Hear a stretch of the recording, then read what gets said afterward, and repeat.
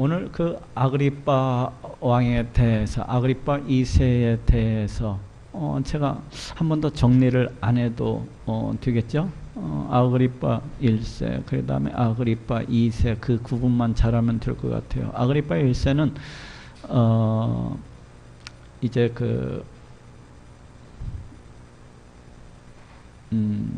야고보를 죽였었던 그 사람이고, 그 사람의 아들이 아그리빠 왕 제2세입니다. 그 사람은 AD 47년부터 거의 AD 100여 년에 이르는 긴 시간 동안을 이렇게 통치를 했어요. 그런데 어떤 곳은 또 AD 50년부터 이렇게 했다고도 하는데, 자주 한 50여 년 정도를 이제 갈릴리 북부하고 또 요단강 동편 이쪽 베레아 지방을 갖다가 다스렸었던 그런 분봉왕입니다. 대단히 친로마적이고, 그리고 유대 폭동이 66년 일어났을 때에도 적극적으로 그 로마에 붙어가지고 그렇게 정책을 펴나갔던 사람입니다. 이 사람은 대제사장 임명권과 또 성전 관리권을 가지고 있었기 때문에 유대인들의 풍속에 대해서, 유대인들의 문화에 대해서, 유대인들의 종교에 대해서 그 누구보다도 더 많이 그렇게 잘 알고 있는 그런 사람이었습니다.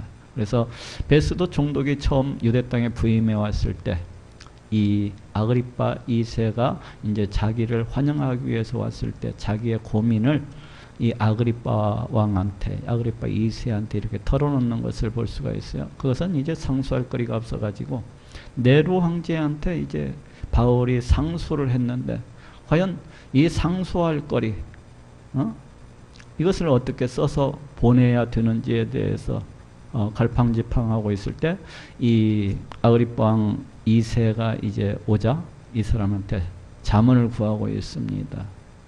그러니까 아그리빠 왕이, 그렇다면 내가 그 바울의 이야기를 갖다가 한번 들어봐도 좋겠느냐고. 그러니까 베스도가 그러면 내일 우리가 공청회를 열어서 과연 바울이 유대인들이 그 소송하는 것에 대해서 어떻게 이야기하는지 한번 드러나 봅시다. 이렇게 해가지고 지금 공청회가 열리고 있는 것을 볼 수가 있습니다.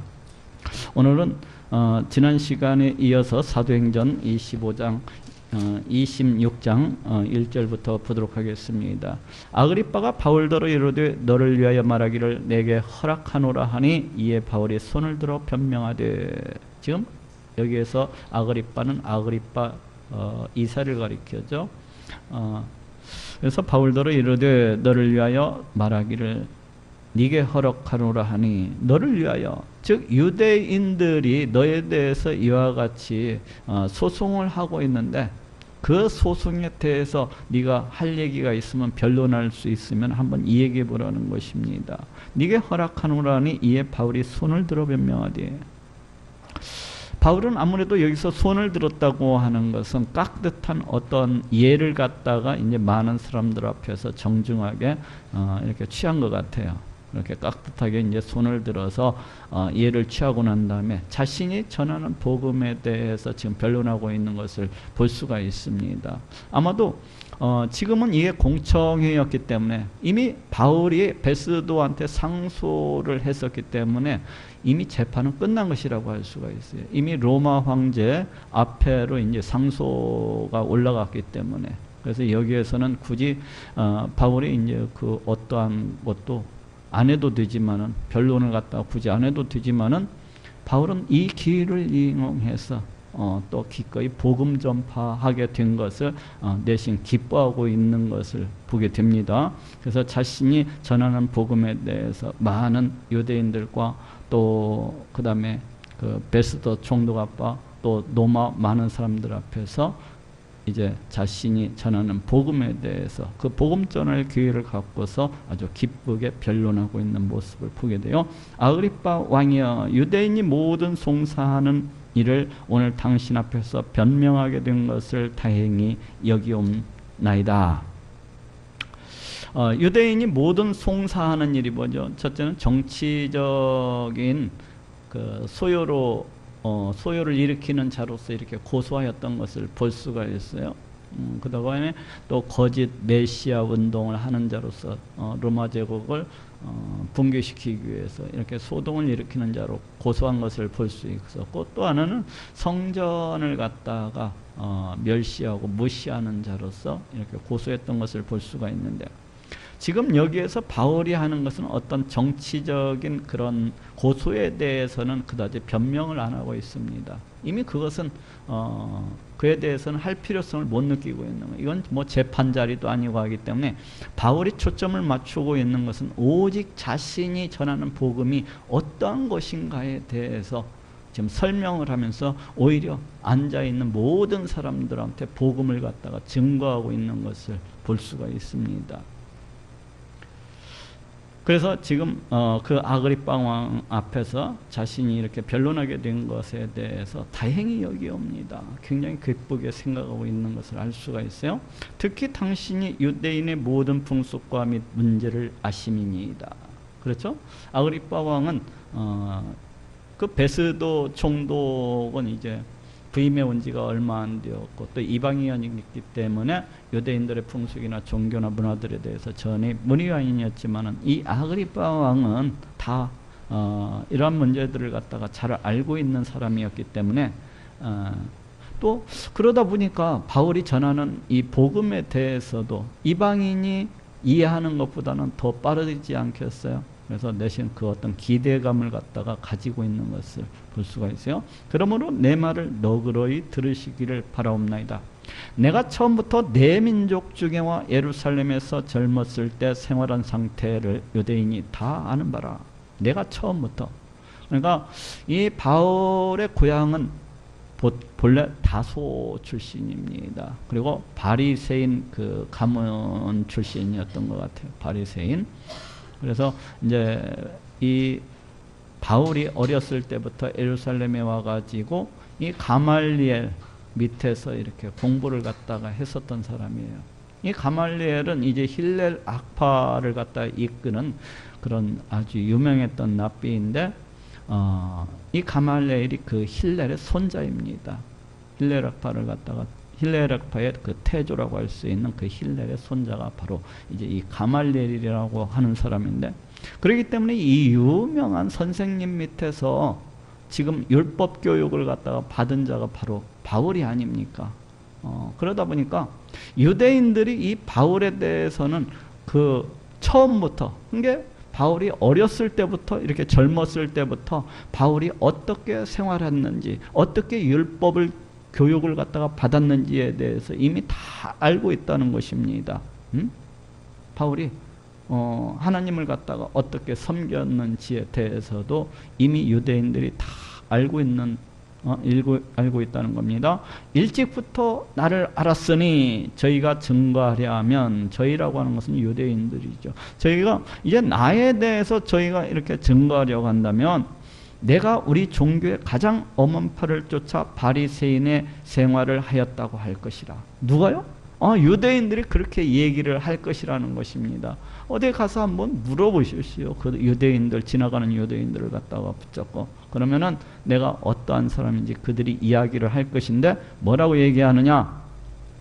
내가 우리 종교의 가장 엄한 파, 이 바리새인 파, 바리새인파에 속한 자로서 그 바리새인의 생활을 하였다고 할 것이다 하고 얘기를 하고 있어요. 근데 이 바울이 참 구사하는 이 언어가 굉장히 지혜롭습니다. 여기에서도 지금 우리 종교라고 얘기하고 있어요. 지금 누구 앞에서 하고 있습니까?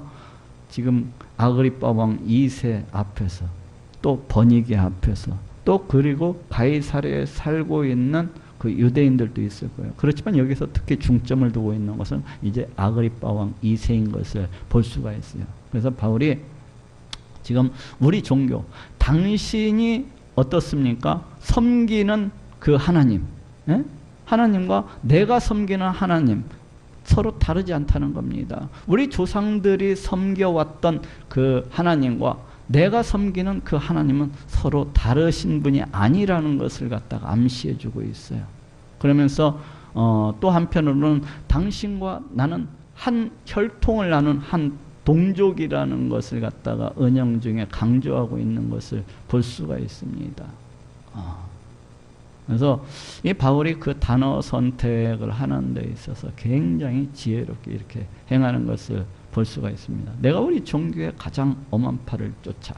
이 가장 엄한 파라고 하는 것은 이제 물론 바리새파를 갖다가 이야기합니다. 이 바리새파는 이제 부활에 대해서도 인정을 하고 또 영적인 세계에 대해서도 인정을 하고 또 성경 처음부터 끝까지 모든 선지서가 됐던 율법서가 됐던 전부 다 인정을 하는 그러한 파입니다. 그런 반면에 이제 사두개인들은 이제 사두개파 같은 경우에는 성경도 모세 율법만을 갖다가 인정을 하고 또 이 땅에서의 삶, 현세주의자라고 할 수가 있어요. 그래서 천사도 믿지 아니하고 부활도 믿지 아니하고 영적인 세계도 믿지 아니하는 그런 자들이라고 할 수 있는 것이 바로 이 사두개파이고, 그래서 유대인들 속에서는 이 바리새파를 갖다가 굉장히 존중을 했습니다. 유대인들은 이 바리새파를 굉장히 존중을 했어요. 율법을 갖다가 말씀대로 곧이곧대로 지키는 자들이라 하고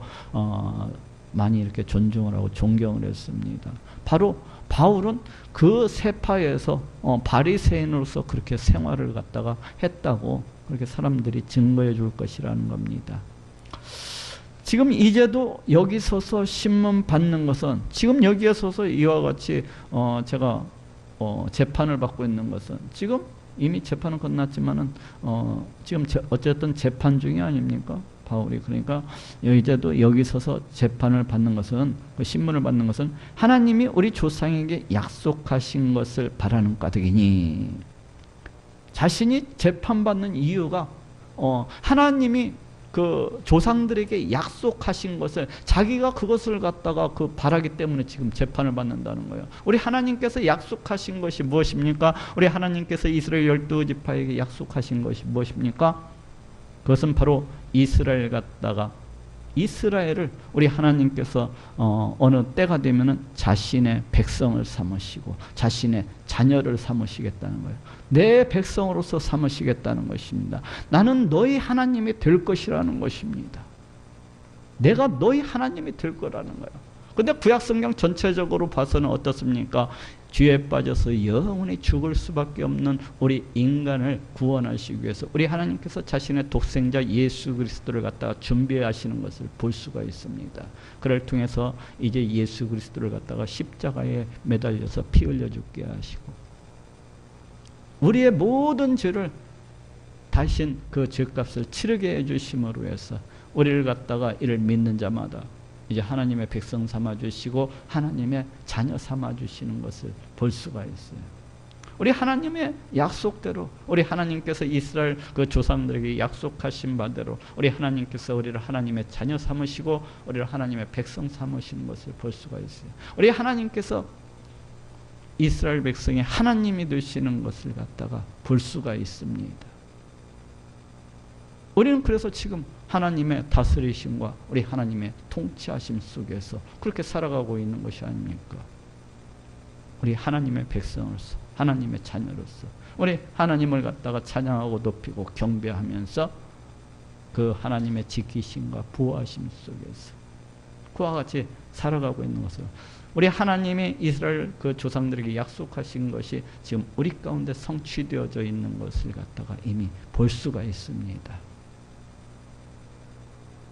그런데 이 약속이 지금 이 땅에서의 삶으로 다 끝나버린다고 한다면 결코 우리 하나님의 약속은 온전하다고 할 수가 없어요.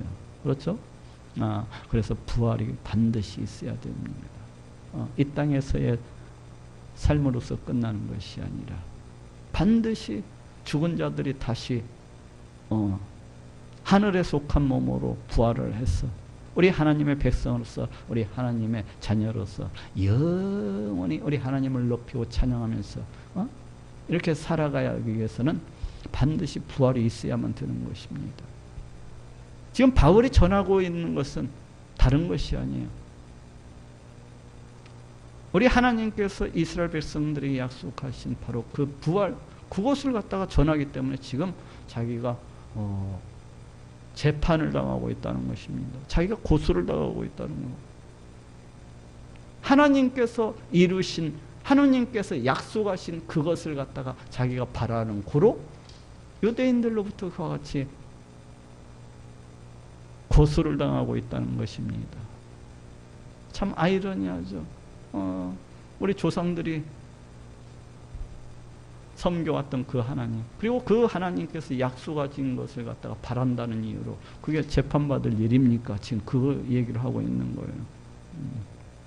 이 약속은 우리 12지파가 밤낮으로 간절히 하나님을 받들어 섬김으로 얻기를 바라는 바인데,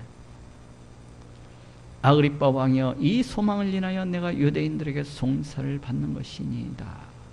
여기서 우리 12지파라고 하는 것은 이제 이스라엘 백성을 갖다가 이렇게 가리키는 말인데, 이 약속은 우리 12지파가 밤낮으로 간절히 하나님을 받들어 섬김으로 얻기를 바라는 바, 바로 하나님의 백성이고 하나님의 자녀로서 하나님께서 우리의 왕이 되시고 하나님께서 우리의 하나님이 되셔서 그렇게 살아가는 것을 갖다가 가리키는 거 아십니까? 그래서 우리가 이제 부활의 몸을 입고서 영원히 하나님의 자녀로서, 영원히 하나님의 백성으로서 그 하나님을 섬기면서 이렇게 살아가는 것, 그것이 하나님의 약속입니다. 영원한 생명을 얻는 거. 그것인데 얻기를 바라는데, 아그리빠 왕이여, 이 소망을 인하여 내가 유대인들에게 송사를 받는 것이니이다. 자신이 전하는 복음은 바로 우리 조상들이 약속받은 바로 그것이라는 것입니다.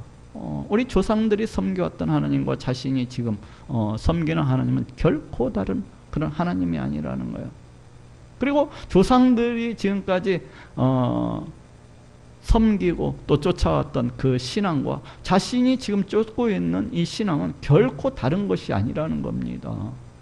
결코 다른 것이 아니라는 거예요. 당신들은 하나님이 죽은 사람 다시 살리심을 어찌하여 못 믿을 것으로 여기나이까. 지금 유대인들이 이 바울에 대해서 왜 분노를 하고 있습니까?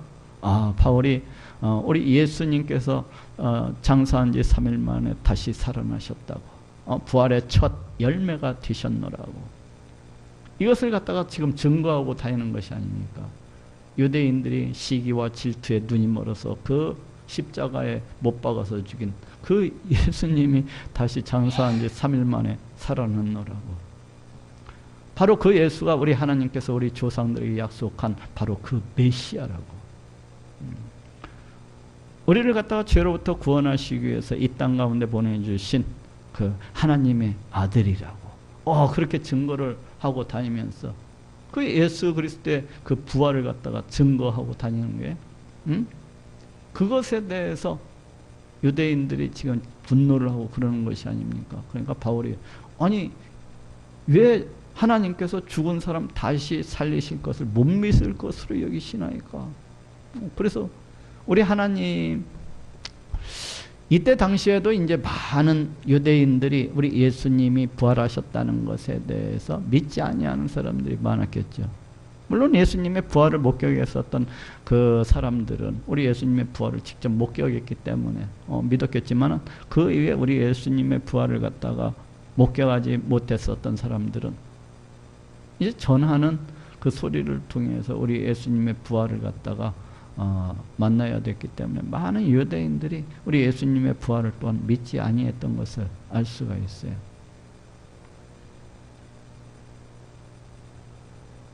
근데 왜 유대인들이 우리 예수님의 부활에 대해서, 또 하나님께서 죽은 자를 갖다가 다시 살리실 것이라는 것에 대해서 이것을 갖다가 믿지 못했던 걸까요?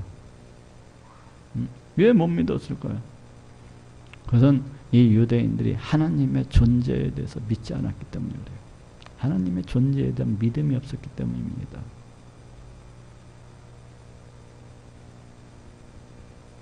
우리 하나님께서 이 온 천지 우주 만물을 다 창조하신 그런 하나님이시라는 것을 정말로 믿었더라면, 우리 하나님께서 이 온 천지 우주 만물을 다 창조하시고 그 지으신 그 모든 것들을 그 뜻대로 다스리시는 그와 같이 놀라우신 분이신 것이라는 것을 이 유대인들이 알았더라면,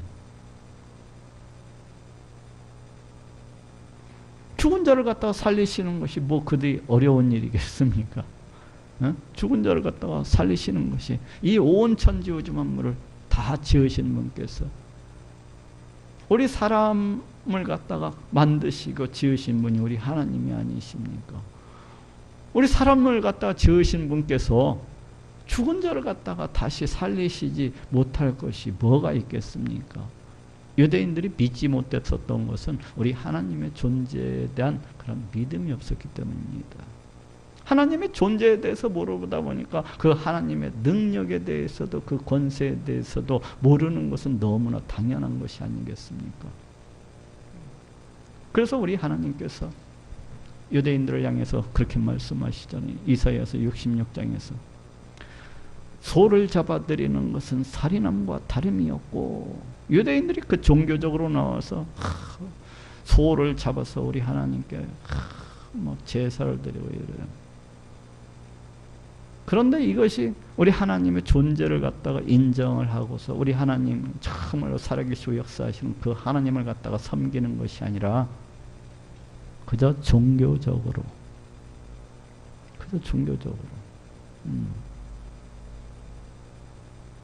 그렇게 우리 하나님을 섬기는 그런 모습을 보니까 우리 하나님께서 그와 같이 너희가 나를 갖다가 나의 존재에 대해서 믿지도 아니하면서 그와 같이 소를 갖다가 잡아들이는 것은 살인함과 다름이 없고, 그렇게 말씀하시고 있습니다. 오늘날에도 역시 마찬가지입니다. 많은 사람들이 죽은 사람 다시 살리심, 나중에 우리 하나님께서 우리 죽은 자들을 갖다가 하늘에 속한 신령한 몸으로서 이렇게 다시 살리실 것을 성경은 약속을 하고 있습니다.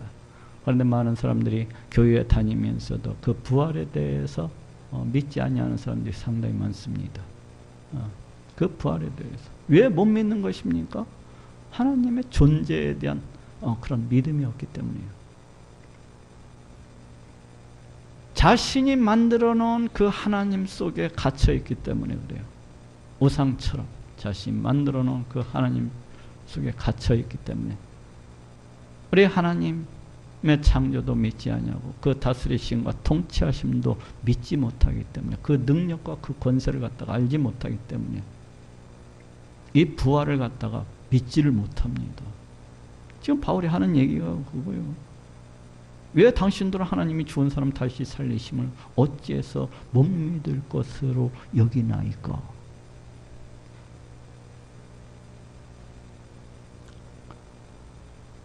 하나님이 정말로 살아계시고 역사하시는 분이고, 그 하나님께서 이 온 천지우주 만물을 다 지으시고 만드셨고 또 우리를 갖다가 만드신 분이시라면 얼마든지 죽은 자들을 갖다가 하늘에 속한 신령한 몸 가운데 다시 그렇게 살리실 수가 있는 겁니다. 얼마든지. 하물며 육체적인 소생 뭐 이런 건, 근데 우리 예수님께서는 부활하실 때 그냥 육체적인 소생이 아니라 하늘에서 속한 그런 신령한 몸으로서 부활하셨던 것을 볼 수가 있습니다. 그냥 단순한 육체적인 소생이 아닙니다. 우리 예수님의 부활은. 우리가 간혹 가다가 세상 가운데에서도 많은 사람들이 죽었다가 다시 깨어나는 것을 볼 수가 있어요. 그건 부활이 아닙니다. 그건 소생이라고 불러요. 육체적인 소생. 부활은 하늘에 속한 신령한 몸으로서, 죽지 아니하는 몸으로서 다시 살아나는 것. 그게 부활입니다. 그래서 우리 예수님은 하늘에 속한 그런 신령한 몸으로서 이렇게 부활하신 것을 볼 수가 있어요. 그래서 갇힌 공간에도 짜잔 하고 나타나시기도 하고 또 짜잔 사라지기도 하시는 분. 그래서 얼마든지 뭐 승천하시는 건 뭐 말할 것도 없죠. 하늘에 속한 신령한 몸을 갖다가 그렇게 부활을 하셨기 때문에 우리 하나님께서 얼마든지 그렇게 하실 수 있는 겁니다. 얼마든지. 나도 나서는 예수의 이름을 대적하여 범사를 행동하여야 될 줄 스스로 생각하고, 나도 이 바울도 나사렛 예수의 이름을 대적하여, 이 예수님을 대적해서 모든 것을 그렇게 행해야 될 줄 스스로 생각을 했다는 것입니다. 언제? 그 젊었을 적에. 그래서 기독교인들을 갖다가 핍박하고 압제하는 일에 이 앞장을 섰다는 거예요. 자기도 그렇게 행해야 되는 것이 당연한 것으로 그렇게 생각을 했다가 이렇게 했다는 것입니다. 지금 유대인들이 자기를 갖다가 핍박하고 자기를 갖다가 손가락질하는 것처럼 자기도 그랬다는 거예요. 자기도. 그래서 얼마든지 그 유대인들의 그 심정을 어느 정도는 자신도 이해할 수 있다는 것을 갖다가 내포하고 있습니다. 그러면서 또 한편으로는 바울이 이 말 속에는 자신이 그렇게 다메섹 도상에서 우리 예수님을 만남으로 해서 변화가 되어졌던 것처럼 이 유대인들 또한 자신들과 변화되어지기를 바라는 마음이 이 문구 가운데 지금 있습니다.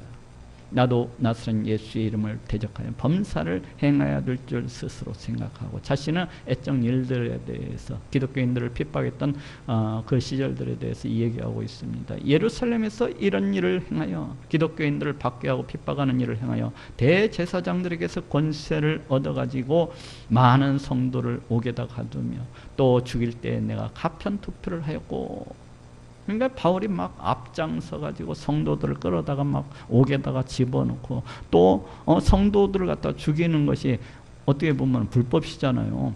응? 반드시 그 로마 제국의 허락을 받아서 사람을 갖다가 죽여야 되는 건데 여기 또 죽일 때 내가 가편 투표를 하였고, 그러니까 이게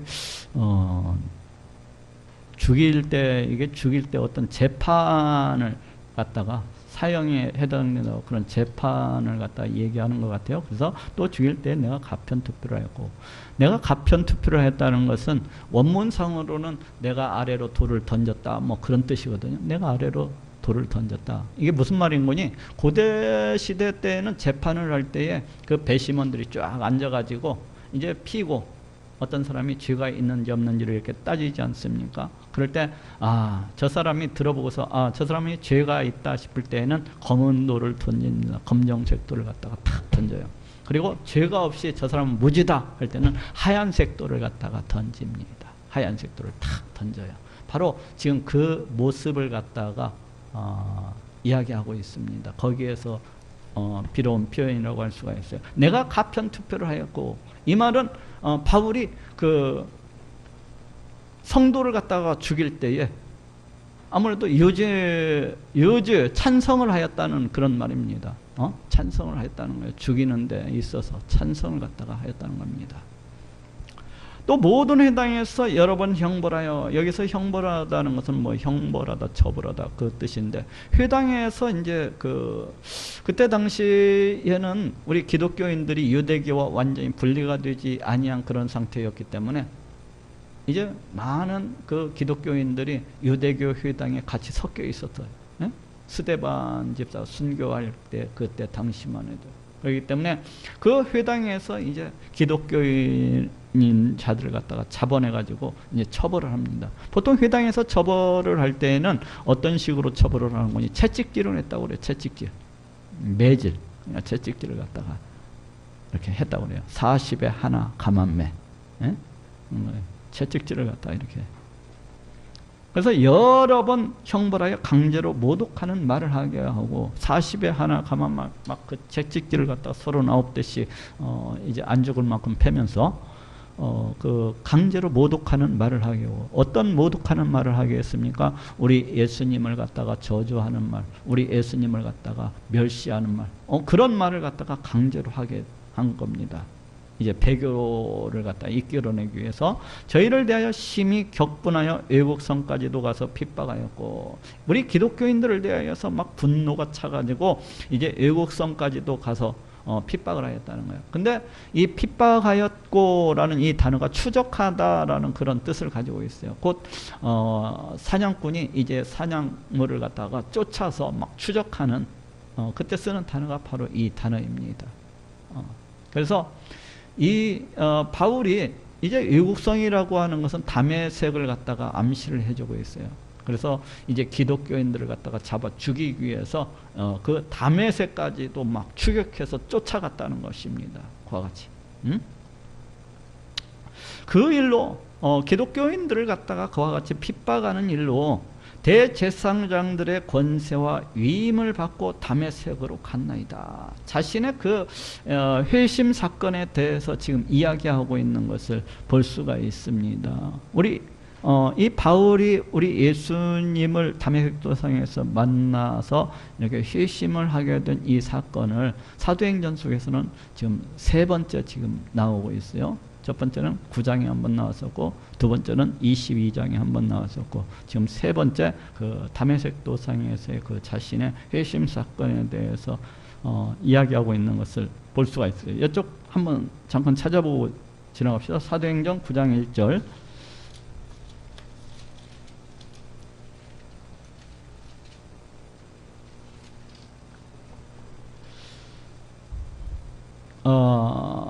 제가 빠르게 빛보다도 더 빠른 속도로 제가 한번 읽어보도록 하겠습니다. 사울이 주의 제자들을 대하여 여전히 위협과 살기가 등등하여 대제사장에 가서 다메섹 여러 회당에 갈 공문을 청하니, 이는 만일 그 돌을 쫓는 사람을 만나면 물론 남녀하고 결박하여 예루살렘으로 잡아오려 함이라. 사울이 행하여 다메섹에 가까이 가더니 후련히 하늘로서 빛이 저를 둘러 비추는지라. 땅에 엎드러져 들으며 소리 있어 가라사대 사울아 사울아 네가 어찌하여 나를 핍박하느냐 하시거늘 대답하되 주여 네 시오니까 가라사대 나는 네가 핍박하는 예수라. 네가 일어나 성으로 들어가라 행할 것을 네게 이를 자가 있느니라 하시니 같이 가던 사람들은 소리만 듣고 아무도 보지 못하여 말을 못하고 섰더라. 사울이 땅에서 일어나 눈은 떴으나 아무것도 보지 못하고 사람의 손에 끌려 다메섹으로 들어가서 사울 동안을 보지 못하고 식음을 전폐하니라 라고 이렇게 얘기를 하고 있습니다. 또 22장을 한번 찾아봅시다. 22장 6절부터 한번 보시겠습니다. 가는데 다메섹에 가까이 왔을 때 오정쯤 되어 후련히 하늘에서 큰 빛이 나를 둘러 비치며 내가 땅에 엎드러져서 들으니 소리 있어 가로되 사울아 사울아 네가 왜 나를 핍박하느냐 하시거늘 내가 대답하되 주여 네 신이니까 하니 가라사대 나는 네가 핍박하는 예수라 하시더라. 나와 함께 있는 사람들이 빛은 보면서도 나더러 말하시는 이의 소리는 듣지 못하더라. 내가 가로되 주여 무엇을 하리까? 주께서 가라사대 일어나 다메섹으로 들어가라 정한 바 너의 모든 행할 것을 거기서 누가 이르리라 하시거늘 나는 그 빛의 광채를 연하게 볼 수 없게 되었으므로 나와 함께 있는 사람들의 손에 끌려 다메섹으로 들어갔노라. 예, 다시 26장으로 돌아오겠습니다. 지금 이 모든 이 세 번째 사건에 대해서 이제 얘기를 하고 있는데, 이 사건을 정리해 보면 이렇습니다. 바울이 이제 산헤드린 공의로부터 대제사장들로부터 그 체포영장을 가지고서 다메섹으로 가고 있는데 정오쯤 되어가지고 햇빛보다도 더 강한 빛이 이렇게 둘러 비치는 것을 갖다가 이제 보게 됩니다. 이 빛은 다 보았어요. 이 빛은 가고 있던 일행들이 다 보았습니다. 그런데 우리 예수님께서 말씀하시는 그 소리는 누구만 들었어요? 바울만 들었어요. 그렇지만 바울이 또 얘기하는 것은 모든 사람이 다 들었겠죠. 지금 그 얘기를 갖다가 와 같이 하고 있는 것을 볼 수가 있어요. 자, 돌아봅시다. 13절 왕이여 때가 정오나 길에서 보니 하늘로서 해보다 더 밝은 빛이 나와 내 동행들을 둘러 비추는지라. 그러니까 정오가 되어서 그랬다는 거예요. 전부 다 똑같아요. 그런데 여기에서는 특별히 더 이제 하늘로서 해보다 더 밝은 그런 빛이었다, 이렇게 자세하게 진술하고 있는 것을 볼 수가 있어요. 우리가 다 땅에 엎드러짐에 내가 소리를 들으니, 이제 거기 같이 가고 있던 그런 모든 같은 일행들이 다 땅에 엎드러져서 소리를 들었다는 거예요. 근데 이때 소리를 들은 사람은 바울 한 사람이었어요. 저쪽 9장 22장 이쪽을 갖다가 종합해 보는데 바울 한 사람만 그 소리를 들었습니다. 그리고 바울이 말하는 소리는 모든 사람이 또 다 들었겠죠. 엎드러지면 내가 소리를 들으니 히브리 방언으로 이르되, 여기에서 히브리 방언이라고 하는 것은 아람어가 된 이제 히브리 방언이라고 할 수가 있어요. 유대 민족은 AD 722년 이제 아수르에 의해서 패망해서 그 백성들이 아수르 제국 내 모든 지방으로 흩어지게 되고, 또 BC 586년 바벨론 포로에 의해서 남유다 백성들도 이제 바벨론 그 제국 가운데 이렇게 흩어지게 됩니다. 그 뒤로 유대인들은 바벨론 포로 이 70여 년 동안에 자기들의 그 언어를 갖다가 거의 다 잃어버리고 말았습니다. 그래서 유대인들이 이제 바벨론 포로에서 돌아왔을 때 대체로는 거기에 끌려갔던 사람들은 다 죽고 그 후손들이 이 유대 땅으로 이렇게 되돌아오는 것을 갖다가 볼 수가 있습니다. 그러다 보니까 자기들이 그 옛날부터 사용했었던 그 히브리어는 갖다가 거의 잊어버리고 그때부터 사용하게 된 것이 바로 아람어화된 그런 히브리어를 갖다가 이렇게, 즉 아람어의 어떤 사투리격이라고 할 수가 있어요. 유대 지방에 그걸 갖다가 이제 사용하게 된 것입니다. 그래서 지금 여기 히브리 방언이라고 그렇게 표현하고 있는 것을 볼 수가 있어요.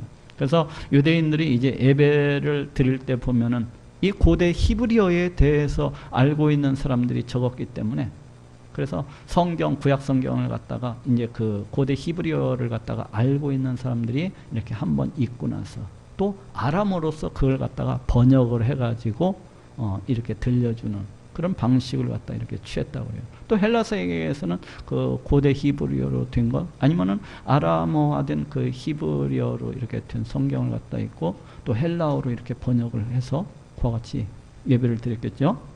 지금 여기에서는 이제 우리 예수님께서 히브리 방언으로 이르되 사울아 사울아 네가 어찌하여 나를 핍박하느냐, 가시처를 뒷발질하기가 네게 고생이니라.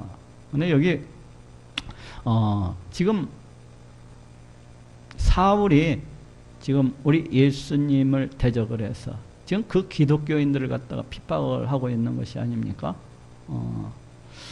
그런데 지금 여기 보니까 가시처를 뒷발질하기가 네게 고생이니라 하고 있어요. 이게가 이제 격언 아니 속담이라고 할 수가 있어요. 속담. 그러니까 이 헬라 시대에 상당히 많이 사용된 그런 속담이라고 할 수가 있는데, 이것은 어떤 말이냐면은 이제 밭을 가는 황소 한 마리가 있습니다. 그럼 뒤에서 이제 그 주인이 이래 하면서 이제 이렇게 가는데, 이 황소가 말을 안 넣고 이제 중간에 서서 고집을 부리는 겁니다. 그러면 이 주인이 소 머리채로 그 엉덩이를 찰싹 때리면서 이래 그러겠죠. 근데 이 황소는 끝까지 고집을 피우고 끝까지 말을 안 듣습니다. 끝까지 말을 안 들어요. 그러면 주인의 더 호된 어떻습니까? 그 채찍이 돌아오게 되겠죠. 근데 왜 가시채라고 하는 거니? 이 소머리채의 그 끝부분에는 어떤 이 쇠붙이가 이렇게 갈래갈래해서 쇠붙이가 달려 있거나, 아니면 짐승의 그 어떤 뼈다귀 같은 것이 이렇게 날카롭게 달려 있었어요. 그래서 그걸로서 황소 엉덩이를 갖다가 치는 겁니다. 그러면 황소가 고집을 부리고 또 고집을 부리게 되면은 날라드는 것은 어떻습니까? 더 많은 고통이 날라들게 돼 있어요. 그렇죠? 아무래도 짐승이 그 주인이 뒤에서 계속 이려 하면서 이 소가 미쳤나를 이렇게 말을 안 들어가면서 계속해서 그 채찍질을 갖다가 해야 될 것이기 때문에 바로 그러한 모습을 갖다가 표현하고 있는 이 말입니다. 주인의 말을 갖다가 거역하면서 계속 뒷발질을 갖다가 해야 되는 그 황소의 모습을 갖다가 표현한 말입니다. 이것을 갖다가 그때 당시 이 헬라권 사람들은 어떤 의미로 해서 사용을 했는 거니? 신을 갖다가 거역하는 것, 신을 갖다가 대적하는 것은 참으로 멍청하고 무모한 짓이다라는 의미에서 이 속담을 갖다가 그렇게 가져다 썼다고 그래요. 그러니까 하나님을 지금 바울이 우리 예수님을 갖다가 거역해서, 우리 예수님을 갖다가 대적해서 기독교인들을 갖다가 잡아 죽이고 핍박하고 쫓아다니고 있는 것이 아닙니까? 이것은 마치 황소가 그 주인의 명령을 거절하는 모습과 같은 거예요. 응? 우리 하나님을 대적해서 네게 고생이라. 여기서 고생하다고 하는 뜻은 뭐 굳은 또는 완악한, 완고한 이런 뜻을 갖고 있거든요. 결국에는 네게 완악함만 더할 뿐이라는 거예요. 그렇게 우리 하나님을 갖다가 대적하고 우리 하나님을 갖다가 거역하는 것은 네게 완악함만 더할 뿐이라는 겁니다. 죄만을 갖다가 더할 뿐이죠. 바로 지금 그것을 갖다가 이렇게 말씀하고 있습니다. 내가 대답하되 주여 네 신이가 주께서 가라사대 나는 네가 핍박하는 예수라.